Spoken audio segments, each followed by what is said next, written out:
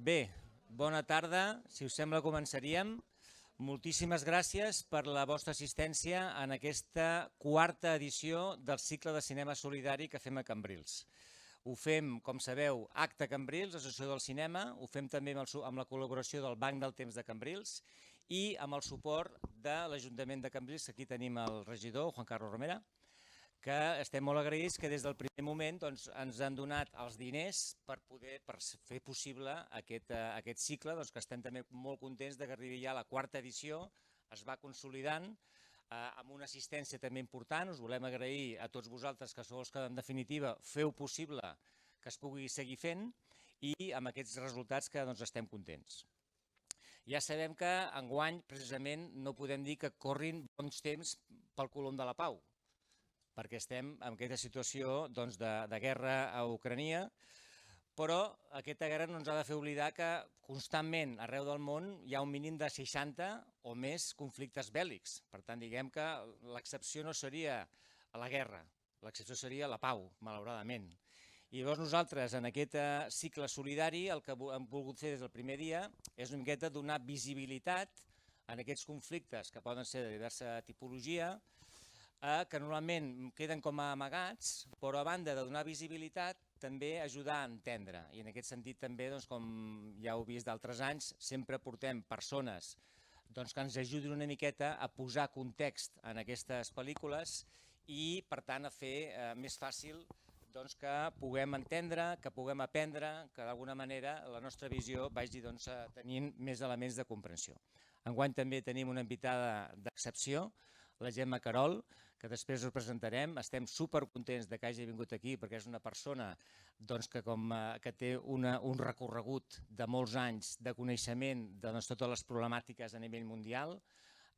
Justament ella va estar a Afganistan, que veurem aquesta primera pel·lícula, 3 anys, del 2016 al 2019, ara està a Palestina, Amèrica Llatina, Àfrica, Àsia. Realment aquesta tarda estava repassant el currículum que ens va enviar i em vaig quedar sorprès de la capacitat, la constància, la feina que al llarg dels anys la Gemma ha tingut. Per tant, avui crec que ens ajudarà molt això, a posar context, a explicar-nos, a resoldre dubtes de tots vosaltres. Enguany, al cicle solidari, farem també, com altres anys, 3 sessions. Avui comencem la primera, el 5 de maig serà la segona i l'altra serà el 12 de maig. Avui començarem amb una pel·lícula sobre l'Afganistan, que ara presentarem. El proper dia farem 200 metres, que és una pel·lícula que ens situa al bell mig del conflicte de Palestina, una pel·lícula també molt interessant. I per acabar, el darrer dia, que seria el 12 de maig, faríem una sessió de curtmetratges. L'any passat ja ho vam fer, sabem que es produeixen moltíssims curtmetratges que malauradament no tenen espais de projecció i per tant hem cregut important també fer aquesta una miqueta d'apartat d'aquests curtmetratges que hem centrat enguany amb el continent africà, un continent que a vegades és el gran desconegut perquè no sabem molt bé, malgrat ser tan gran i haver-hi tants països, no sabem molt bé què passa ni quines produccions cinematogràfiques s'hi fan.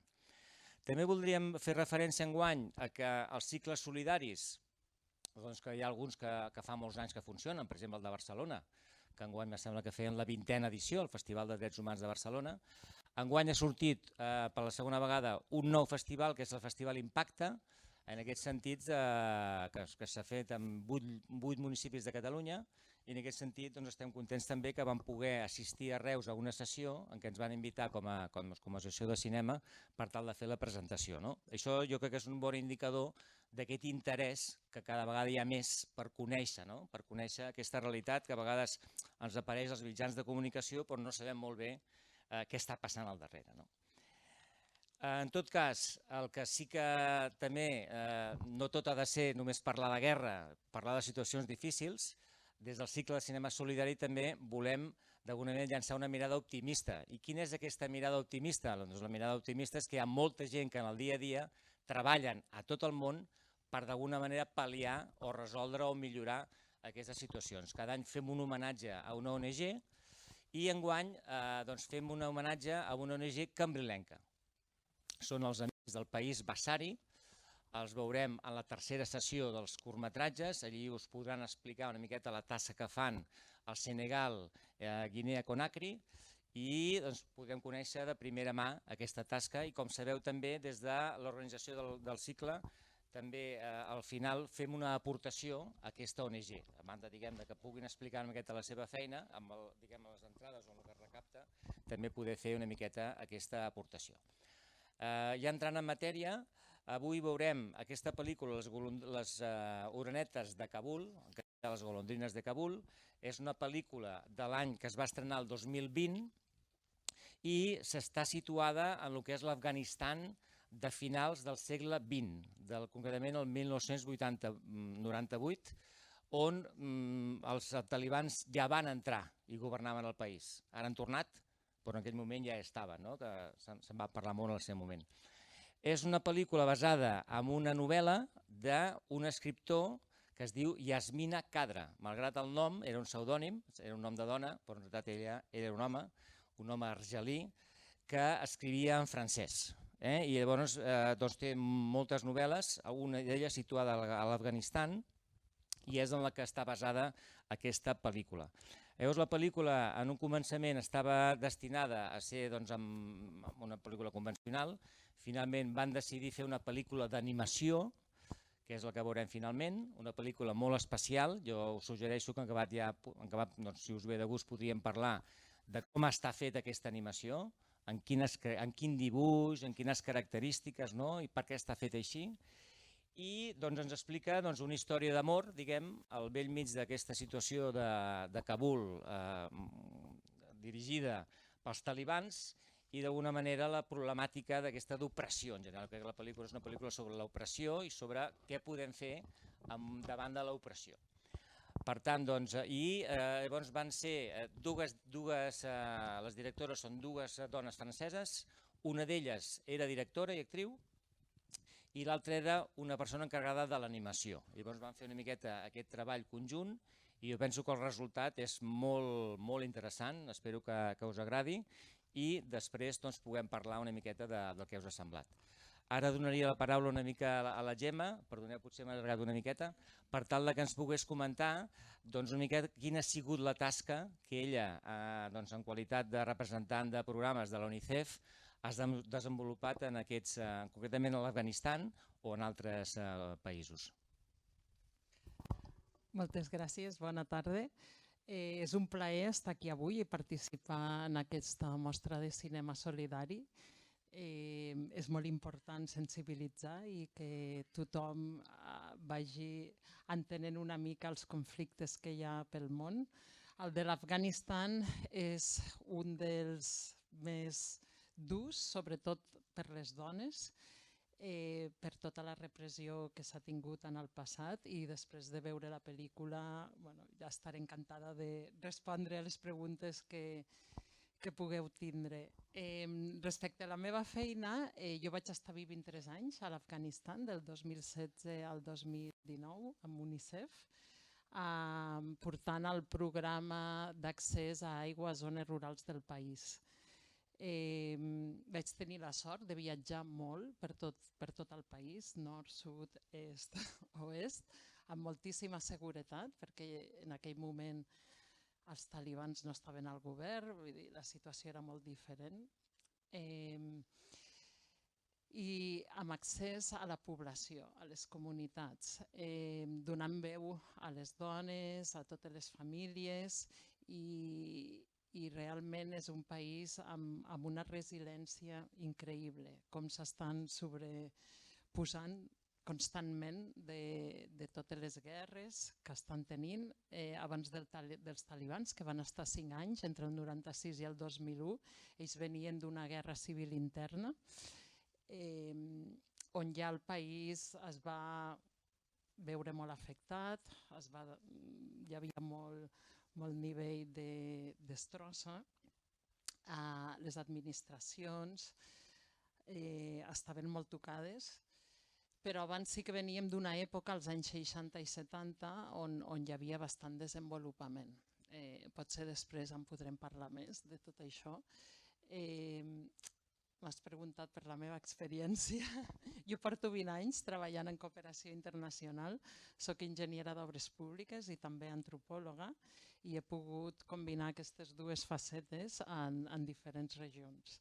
He estat amb ONGs, amb la Generalitat, a l'Agència de Cooperació, també a la Unió Europea i ara finalment al Sistema de Nacions Unides, amb UNICEF, tot i que avui aquí estic a títol personal, això també és important dir-ho, no representant UNICEF, però sí, tinc tota aquesta carrera de 20 anys treballant a diferents països. I ara mateix estic a Palestina, que és el país que ho selecciona també per al proper cicle. Clar, jo podria parlar hores d'Afganistan i de tots els països on he estat, però potser anirem guiant després. Hi ha molts temes que es veuen a la pel·lícula, està molt ben contextualitzada. Jo l'he vista i veig reflexat l'Afganistan que hi ha al darrere i bé, una mica trista perquè actualment els talibans tornen a estar al govern i tornem a veure repressions de les que surten a la pel·lícula. Perdó, em surt en anglès. Per contextualitzar l'Afganistan estimem ara mateix que hi ha uns 40 milions de persones, no hi ha un cens de població, però perquè tingueu una mica dades generals. És un país molt muntanyós, no té sortida al mar, és de l'Àsia central, és frontera amb el Pakistan, amb l'Iran, amb molts països de l'antiga URSS, amb la Xina també. Tot això té una influència molt gran amb la història de l'Afganistan i també amb la situació actual en la que estan. Els nivells de pobresa són extrems, s'han accentuat molt els últims anys i després potser us en puc parlar més d'això perquè la feina que jo feia està molt relacionada amb la falta de desenvolupament del país i les crides internacionals que s'estan fent ara d'ajuda a l'Afganistan. Moltes gràcies i després continuem parlant més.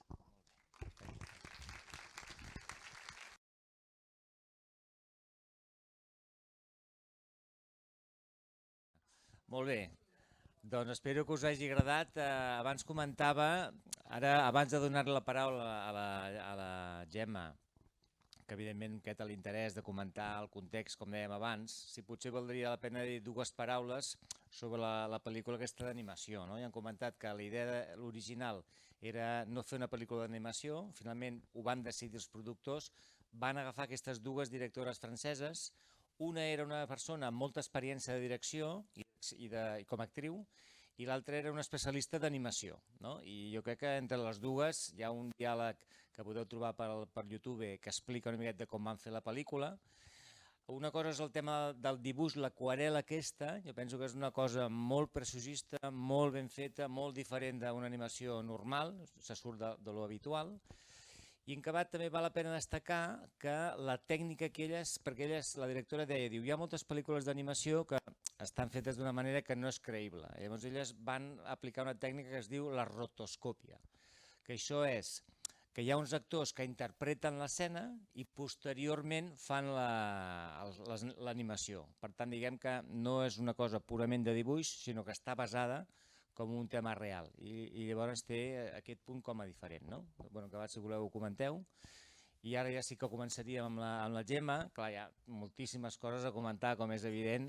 Jo crec que per situar una mica, de dir l'Afganistan és un país, abans he comentat uns 40-50 milions, jo havia llegit 50 i pico, ara potser ha baixat, com a molt divers, no té mar i té com a moltes tribus. Podries comentar una miqueta aquesta estructura una miqueta espacial de diferents ètnies que hi ha? Sí, surt bastant reflexat a la pel·lícula els diferents grups que hi ha. El grup majoritari és el Pashtun, que els talibans són Pashtums, i en percentatge de població és el grup més divers que hi ha. Després hi ha minories, la Tazikh i la Hazara. La Hazara és la que històricament ha estat més afectada pels talibans, principalment abans, quan van arribar al poder, però també pel grup islamista ISIS, en anglès, el Daesh, els atemptats que hi ha des de l'agost passat, quan els talibans van tornar al país, són gairebé sempre contra la minoria hazara. Aquesta setmana n'hem tingut un. A la zona del nord estan els Tazikh, que venen de les antigues poblacions de l'antiga URSS, històricament, també en comunitat mongols. I sí que es veu aquesta divisió, també religiosament ells estan dividits una mica amb el tema ètnic. Els talibans que fan la interpretació més extrema de la xària, que surt diferents vegades a la pel·lícula, doncs fan aquesta interpretació amb totes les restriccions de falta de llibertat de les dones, del burka. Això altres grups no són tan extremistes. Els Hazara, per exemple, no ho són tant, que són de la zona del centre d'Afganistan, que són els famosos budes que es van veure, és una de les principals, de les primeres accions que van fer els talibans quan van agafar el poder, que va ser dinamitar tots els budes. Doncs això és a la zona dels Hazares, que ve també de les antigues nacions mongols. I sí, es veu una mica reflexats perquè amb la fisionomia i amb la cara són una mica diferents. I queda molt bé reflexat a la pel·lícula, la veritat. A mi em va sorprendre perquè tot el que es veu, les cases, les poblacions, el riu que passa pel centre pel Kabul, tot això està tot reflexat a la pel·lícula i com viuen ells. I la segona pregunta era una miqueta sobre la història, perquè tots recordem als anys 80 la famosa els russos que estan a Afganistan, que surt aquí que diu no, abans era molt fàcil perquè sabíem que lluitaven contra uns. I per ara s'ha complicat. Després dels russos, què passa a l'Afganistan fins a la data d'avui? Sí, als 80 ells van tenir com uns 10 anys de guerra contra els russos que van intentar invair després de... Els 60-70 que he dit al principi, que hi havia una època amb més bonança i desenvolupament. Hi havia un rei que va modernitzar molt el país, després va vindre un règim comunista que estava apoyat també per Rússia. Després ells, els mujahidins, que es fa referència, són de les diferents regions del país, com els senyors de la guerra, que es van alçar contra els russos i van entrar en una guerra civil, que això va ser als 90. Llavors, als 96, els talibans van agafar el poder, van estar 5 anys fins al 2001, que va ser quan internacionalment es va invair Afganistan, perquè es creia que els talibans donaven amagatall a Bin Laden, que venia del grup Al-Qaeda. I després hi va haver governs de coalició que van vindre amb tota la comunitat internacional fins a l'agost de l'any passat, que els talibans van tornar a guanyar el control amb molt poca resistència del país. Aleshores, per tant, la pel·lícula reflecteix aquests 5 anys que comentes en què els talibans, que en van parlar molt aquells anys, els famosos talibans, que ningú els coneixia i sé que estaven a totes les converses. I, per tant, aquí veiem una mica el tema de la repressió, que es veu claríssimament a tota la pel·lícula, sobretot de les dones, que jo penso que potser val la pena que comentessis, perquè això és un tema que ha sigut com el leitmotiv, el símbol d'aquesta repressió dels talibans, l'opressió cap a les dones. Sí, és la interpretació que ells fan de la xària, que és la llei islàmica, i relegué a les dones a un paper bastant secundari. De fet, els talibans només deixaven que les dones tinguessin professions de salut, com a infermeres o metges, per atendre a dones, perquè un home no pot veure mai un metge a una malalta dona o nena, i per tasques també d'educació, mestres a les escoles coràniques, que són les que ells accepten. Les nenes que poden anar a l'escola, molt petites, només poden ser ateses per dones. Llavors tota la resta, les que abans, durant els anys 60-70, estudiaven a la universitat, tenien professions, tot això ho van perdre tot.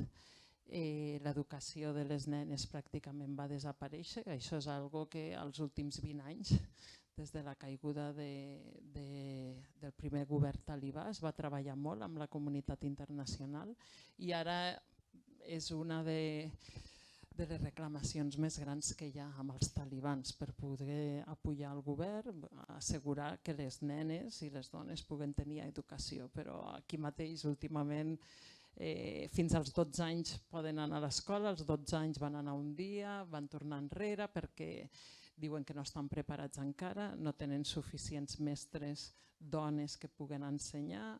A nivell d'universitat segurament només deixaran per temes de medicina, infermeria o per mestres, però no està clar encara. És un dels temes que hi ha moltíssima pressió a nivell internacional. Llavors s'imposa el burca, amb les reixes que heu vist, però les reixes poden ser més amples o més estretes depenent de la família, de si són més conservadors o menys. Això és una cosa que a mi m'explicaven, no totes les dones poden veure igual quan surten al carrer. Amb el tema de la burca és el país del món, hi ha molts pocs altres casos on es van reixes, altres estats islàmics, com a mínim els ulls se'ls deixa lliure, però a l'Afganistan no, i la realitat és aquesta. Però després de la caiguda dels talibans, el 2001, en zones rurals les dones seguien portant el burca. A les ciutats sí que va començar molta gent, sobretot jóvens, a treure'l, però en zona rural no, i actualment totes les dones pràcticament han de tornar a portar el burca. Només dins de l'àmbit familiar, els homes les poden veure la cara, ningú més. Les nenes doncs, també, des que els hi ve el període han d'anar totalment tapades. La nena que veieu a la pel·lícula és perquè encara és molt petita i llavors només porta el vel. Però ja després, a partir dels 11-12 anys, ja han de portar el burca. Hi ha molts temes que surten, ara si voleu ja comencem a podeu preguntar o comentar. Hi ha el tema de la gent que marxen, que ho diu moltes vegades al llarg. Suposo que en aquell moment va haver una gran fugida de gent. Això tu podries quantificar-ho? Quanta gent va marxar? On van anar? Actualment, ara mateix es calcula que hi ha uns 5 milions d'afganesos fora del país, però molts van sortir també l'estiu passat. Jo no tinc dades de què va passar l'any 98-2001, però sí que calculem per ajuda que hi ha també internacional, tema humanitari, de desenvolupament, que hi ha uns 5 milions a l'estranger. Molts estan al Pakistan, és el país que té amb diferència moltíssima gent, hi ha camps de refugiats, poblacions senceres. El problema és que tenen molt restringit l'accés al treball, a serveis bàsics. Altres països com Iran, els de la frontera són els que més han acollit a gent d'Afganistan i és una realitat. Gairebé tothom o molta gent té algú que està fora del país. Si us sembla, i voleu comentar, jo penso que hi ha molts temes per comentar perquè a la pel·lícula van sortir el tema de la pobresa, per exemple, o altres, no sé, si volguéssiu... Instrument musical, no hi ha absolut, cap instrument musical no se sent mai. Sé que està Podries prohibit. repetir? No, música, que si no se sent cap música ni cap instrument, encara que sigui tradicional o alguna cosa així. Sí que hi ha. Hi ha per tot el país i, com deia, cada grup té també la seva tradició i això ho van mantenir. Des de la caiguda dels talibans el 2001 fins l'estiu passat es tornava a sentir música. Clar que sí, tot i això hi ha zones molt tradicionals o amb molt control talibà perquè van seguir tenint poder a diferents parts del país, aquí no, però la resta sí. i a la televisió hi ha molts programes i ells tenen els seus instruments, que també són els de corda típics, les guitarretes que tenim o trompetes, això ho han perdurat. Jo això ho he vist. He vist música, he vist celebracions. Sí que és veritat que en actes públics només els homes ballaven, les dones si ballen era a part. No es mesclaven perquè quedava tota la tradició i també la por al cos. La por és algo que ha seguit perquè la presència talibana ha estat durant tot aquest temps. Yo la película la he encontrado preciosa, me ha tenido emocionada al final, es muy crudo todo lo que se ve, pero a la vez la he visto tan bonita que la fotografía no, la pintura, toda la pintura era una obra de arte, todo lo que ibas viendo, parecía que estábamos viendo un museo todo el tiempo, o sea, es una preciosidad de película, me ha encantado. Els paisatges del país són increïbles, al·lucinants. Vull dir, hi ha molta muntanya, com he dit, hi ha moltíssima alçada, a la que surts de Kabul i de les ciutats, realment és preciós el que veus, és un país molt, molt bonic.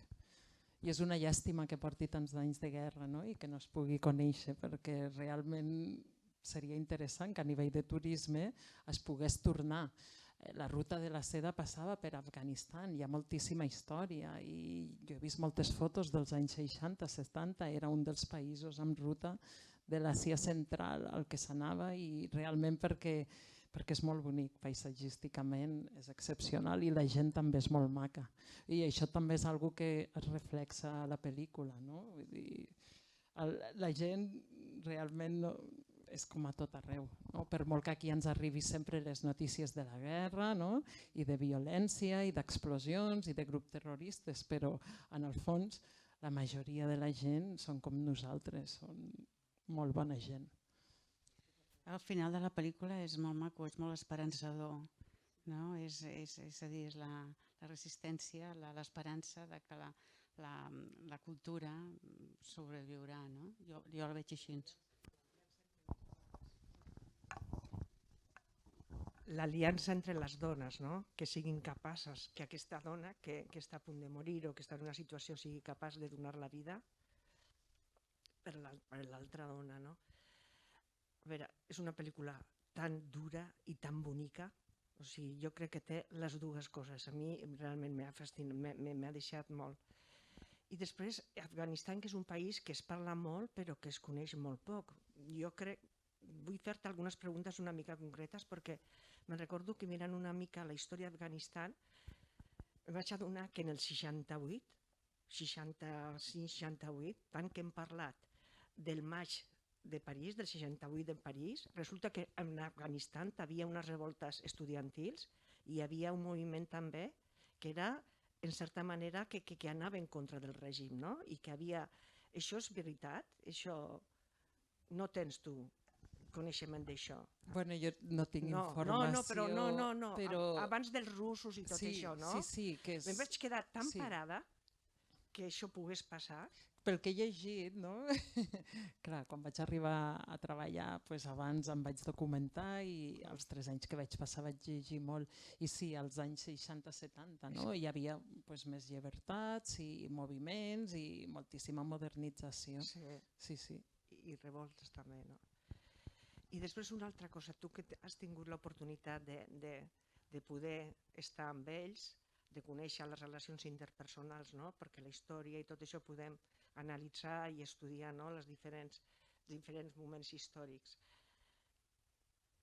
Què creus tu que pot passar perquè una persona, per aquests homes, per aquest règim, es quedi en aquest fanatisme tan profund? Com podries tu entendre des d'aquest apropament que has tingut tu l'oportunitat de tenir? És una pregunta una mica difícil de contestar. Clar, jo he treballat amb molts companys allà de feina, el que he pogut anar a zones rurals sempre amb traductors, perquè aquí tots traduïm, en zones rurals és molt més difícil que t'expliquin. la pobresa no ajuda.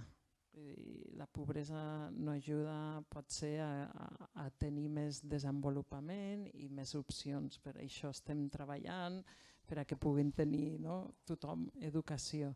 Clar, a un nivell més polític, jo crec que aquí no et sabria què dir realment. El tema dels fanatismes religiosos, els temes polítics, clar, això ja se'n va una mica bastant més enllà i donaria peu a moltes altres discussions.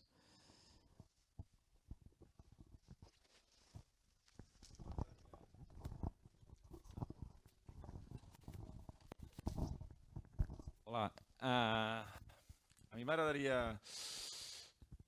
Bueno, no et demanaré que m'ho responguis en l'àmbit urbà i en l'àmbit rural perquè t'hauria de doblar les preguntes cada vegada, o sigui, ho faré curt. He vist que es transmet molta solidaritat entre les dones. Una és si és real o és la pel·lícula que la vol fer bonica. I després també que els talibans se'ls dibuixa aquí, i m'agrada que se'ls dibuixi així, com uns macarres, no? Perquè vull dir, més que religió, però després tots els que estan remenant-ho tot estan en un prostíbul. Llavors, el món talibà és religió o és macarrisme? El tema de les dones, sí que entre elles hi ha molt d'apropament. O comoditat, perquè macarrisme potser és una mica dur, però potser és molt còmode ser talibà. No sé si m'explico. I els hi va bé. Amb el tema de les dones sí que és algo que jo he viscut. Entre elles s'apoyen moltíssim en tots els àmbits. Clar, t'he parlat de zona rural perquè amb els projectes que jo duia és quan més em movia fora de Kabul, quan anava a comunitats, quan em podia seure a parlar amb la gent. I aquí, clar, amb els grups de dones sempre estan molt cohesionats. Clar, tenen tota aquesta pressió externa i a les famílies i amb l'altra gent que no les veuen. I és entre elles, quan estan juntes, que realment es recolzen molt unes amb les altres. I això amb noies més joves, amb les que jo he treballat, també ho he vist. Al ministeri que jo treballava els meus projectes, el que portava els temes d'aigua, hi havia molt poques noies, però entre elles sempre veies com es feien pinya, com s'ajuntaven. També perquè la comunicació entre homes i dones és bastant més complicada per tota la tradició que hi ha i la repressió. Però sí, és bastant real. El que he vist és el que he vist a la pel·lícula és el que jo he vist treballant allà. Amb el tema de talibans no et puc donar una resposta perquè jo per la meva feina directament amb ells no tractava. Però hi ha un volum de població important i no tothom crec que es pot reflectir en com s'ha vist a la pel·lícula. I el que hem vist ara és que hi ha gent molt formada amb estudis universitaris a l'estranger i que estan dins del nou govern talibà.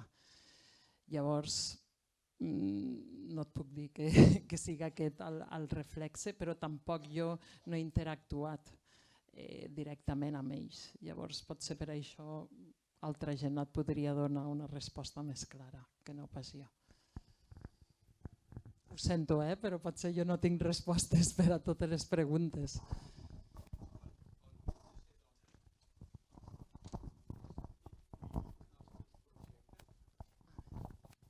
És que no sento. Pel fet de ser dona? A veure, sí. Pel fet de ser dona, t'has sentit cohibida en els teus projectes?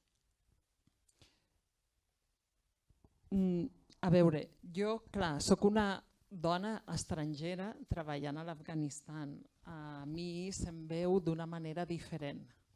A mi se'm tracta diferent i a més perquè clar, treballem conjuntament amb ells i va amb l'organització, bueno, jo amb la que estava, però amb totes les altres. Llavors, en el nostre cas és diferent.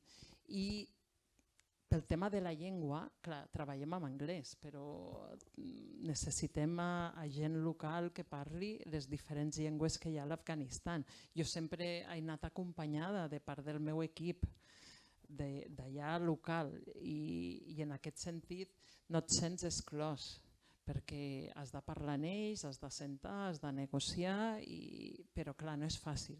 No és fàcil perquè sí que veus que es tracta molt diferent a altres dones, o nacionals sobretot, o a nosaltres que som internacionals.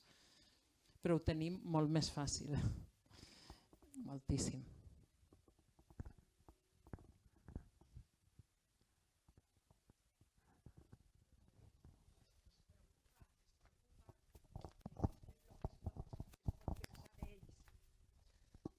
Per exemple, la relació que dius que és diferent, que ja m'imagino que és diferent amb vosaltres, amb una organització internacional, a ells els preocupa, al govern taliban, el preocupa l'opinió que puguem tenir en Occident d'ells? Clar, jo no m'he trobat en aquesta situació, perquè quan jo vaig treballar a l'Afganistan no estava el govern talibà. Teníem un govern diferent, amb la gent que jo interactuava als ministeris, a les regions. Ells no estaven baix al control talibà. Aquí ja és el que podem veure de les notícies que s'han tingut des del mes d'agost o setembre. Evidentment estan donant un missatge una mica diferent del que hem vist als anys que surt a la pel·lícula, però ja més enllà del que ha sortit a les notícies no et puc dir per experiència pròpia.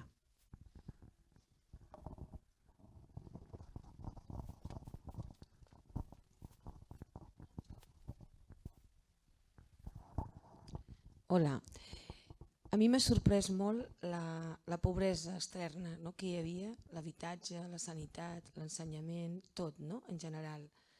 Les organitzacions internacionals, tu has dit que treballaves, ressona? No, bé. Has dit que treballaves en un projecte amb l'aigua, per portar, suposo que aigua a les comunitats, aigua corrent, tal. El que s'ha vist aquí, tanta destrucció en tants anys de guerra, Kabul és una gran ciutat. No sé si les zones rurals estan igual o no, però és molt difícil que aquesta gent pugui prosperar si no tenen uns serveis bàsics mínims. És que el que s'ha vist aquí és tan míser, tan pobre, que dius, no sé, és que no sé ni com somriuen, la veritat. No sé, m'he quedat molt impactada amb aquest tema, no sé. Si tu que vas estar allà i coneixes més o menys el que estan fent les organitzacions allà ara, si tot això està en vies de prosperar o seguiran, no sé, les organitzacions internacionals que tant sentim que fan, si realment el que fan es nota en el territori. Sí, això sí que puc dir que en els 20 anys que hi va haver als governs de coalició va haver moltíssima ajuda internacional i es va aconseguir desenvolupament en moltes àrees. En la meva, que és l'accés a aigua potable en zones rurals, era el programa que jo duia, només el meu programa, en 3 anys, vam arribar a 1 milió de persones, amb més de 1.000 comunitats rurals i amb molta instal·lació de sistemes d'energia renovable, amb plaques solars, per evitar la dependència del sistema elèctric. I jo he vist molt de progrés amb el tema d'educació, va ser increïble el que es va aconseguir amb l'escolarització de nenes sobretot. Amb la salut també es van aconseguir formar molta gent d'allà, el tema d'hospitals, clíniques, en zones rurals, sí que hi va haver un procés. I el que ara pensem és que es mantindrà. L'accés a l'aigua és bàsic per la vida, sense aigua no hi ha vida. Això és algo que no canviarà, independentment de qui estigui governant, perquè la gent ho necessita. Però és veritat que la crisi humanitària ha augmentat molt. per temes de sequera des de fa 3 anys i també des de la caiguda del govern, de l'arribada dels nous talibans, s'han congelat molts fons a nivell internacional i ara mateix hi ha una situació extrema. Nacions Unides ha fet la crida d'ajuda més gran de la història de Nacions Unides a principis d'any per a Afganistan. S'ha aconseguit la meitat dels fons. Ara mateix hi ha 24 milions de persones en extrema pobresa, 10 que estan en risc imminent, necessiten menjar cada dia. Això a nivell de nens és 1 milió de nens que està amb risc de fam, de malnutrició crònica i severa que es diu. I això sí que són dades que no s'havien vist en els últims anys.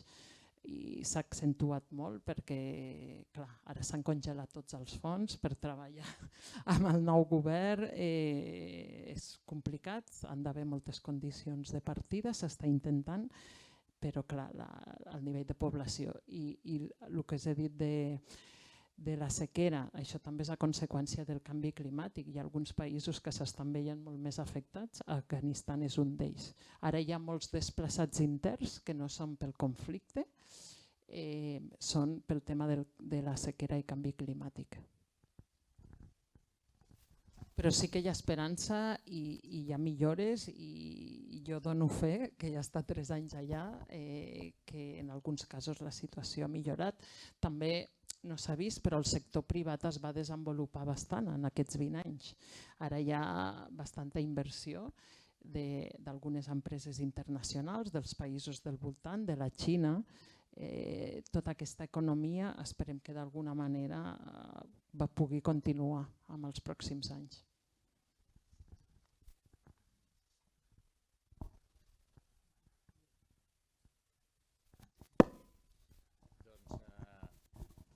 Més preguntes, agrair el debat, els comentaris, les aportacions i sobretot donar moltíssimes gràcies a la Gemma per estar amb nosaltres. Vull dir, ella recorre el món, ara està a Palestina i ha estat amb nosaltres, vam adaptar el dia perquè ella pogués estar, perquè ens feia molta il·lusió una persona que ha estat allí i que coneix de primíssima mà. Per tant, moltes gràcies. I aleshores invitar-vos al proper dia, serà el 5 de maig, si no m'enganya la memòria, i serà justament sobre el país en què ara està treballant la Gemma, sobre el conflicte de Palestina. Aquest conflicte que ara abans comentàvem, als anys 80, que ja hi era, han passat molts anys i continua pitjor que mai.